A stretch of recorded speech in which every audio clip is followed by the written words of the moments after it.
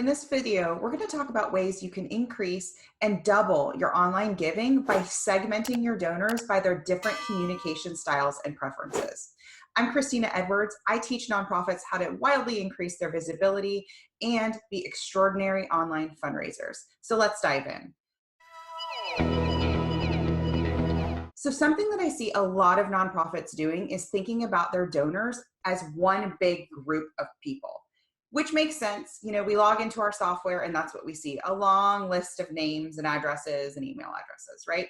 But what I want you to do is I want you to start thinking about your donors by segments. And today we're going to talk about how you could start to think about those segments. I want you to think about them by their generation. So we've got our baby boomers, our Gen Xers, our millennials, and our Gen Zers. Let's start at the bottom. Our Gen Zers are our youngest donor profile. Those are what have been already nicknamed the philanthrop kids. So those are elementary school-aged kids, high schoolers, and we've got a couple of younger Gen Zers who are now kind of just now entering college, right? That's kind of that spectrum of age. These kids are very, very socially influenced. They're very plugged in. They want to make the world a better place. Of course, they are attached to their phone. Their phone is so, so important to them. We know that.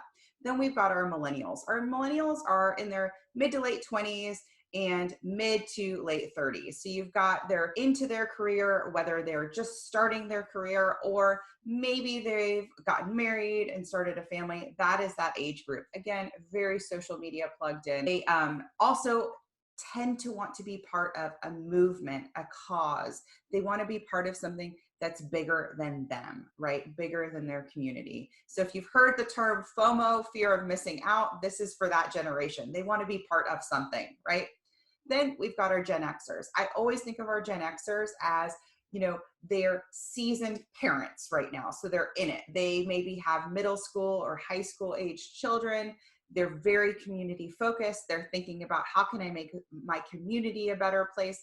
What impact can I have on my community? I would say they're hyper local focused. So these folks really are a hybrid of email, social media.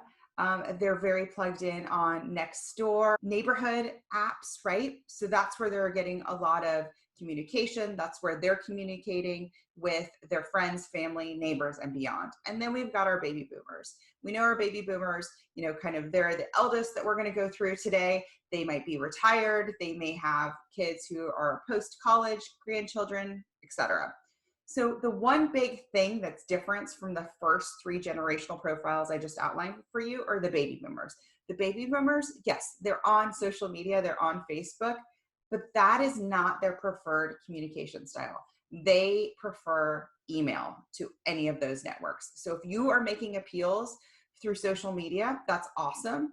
But if the bulk of your donor base is baby boomer age and beyond, this is not a connection, right? We're missing a mark there, right?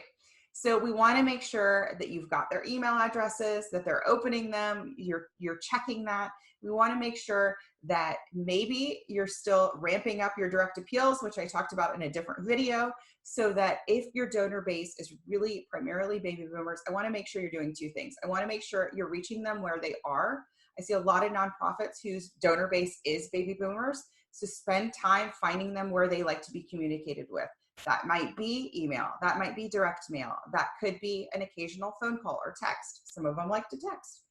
The other thing I want you to do and make a priority is starting to cultivate younger donors. And that's where the social media comes in. So if a large percentage of your nonprofit is that older donor base, that's great. But we want to start to steward and nurture some younger donors. And we're going to do that through social media. That's how you're going to start to create and craft those relationships. So you're going to start by crafting social media content and campaigns that connect and resonate with them. How can they be part of a bigger movement? How does them making a single donation impact lives, but also how are they part of something? How can they join in and be a part of your organization? I talk a lot about that in my trainings. I talk a lot about getting them to help fundraise on your behalf, help become social media influencers on your behalf. It's very awesome because the best part is you don't have to train them to do it.